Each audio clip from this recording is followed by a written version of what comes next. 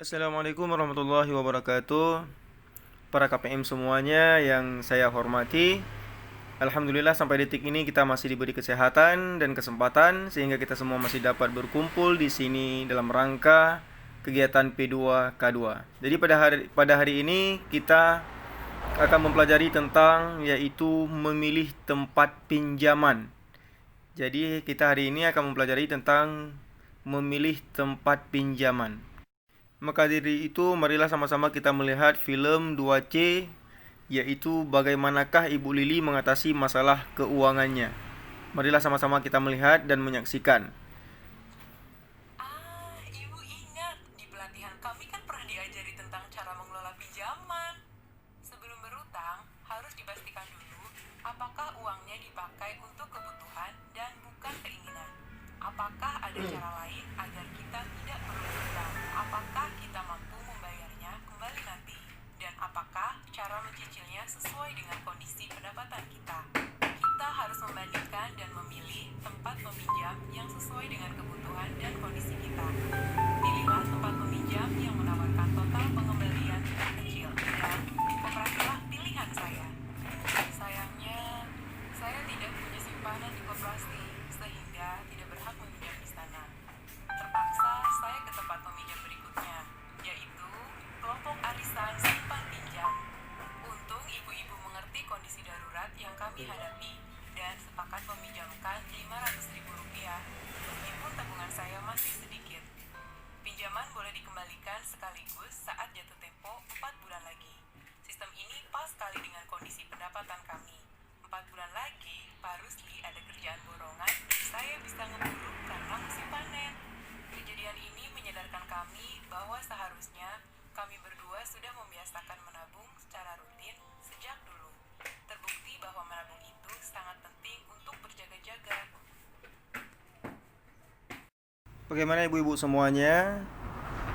Setelah kita menyaksikan film 2C tentang perencanaan berhutang ataupun tentang bagaimanakah Ibu Lili mengatasi masalah keuangannya. Jadi tentunya setelah kita melihat film tersebut, maka kita semua masih dapat menyimpulkan ataupun dapat mengambil pelajaran dari film Ibu Lili tersebut apabila kita ada masalah keuangan keluarga.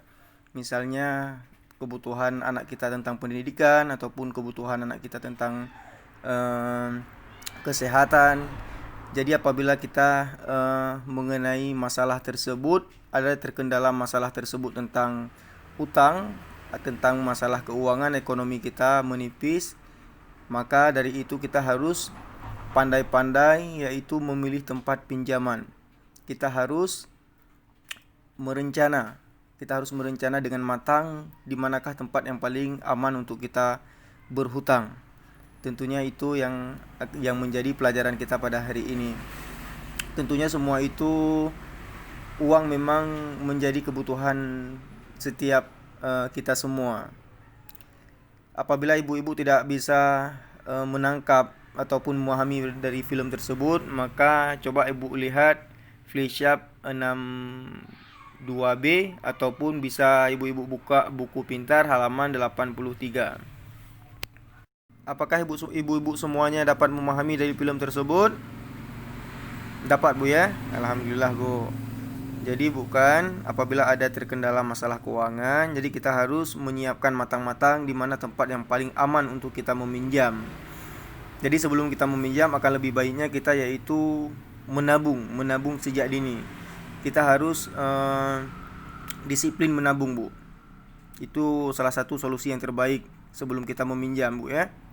Jadi kita harus merencanakan yaitu menabung sejak dini. Apakah ada pertanyaan Bu?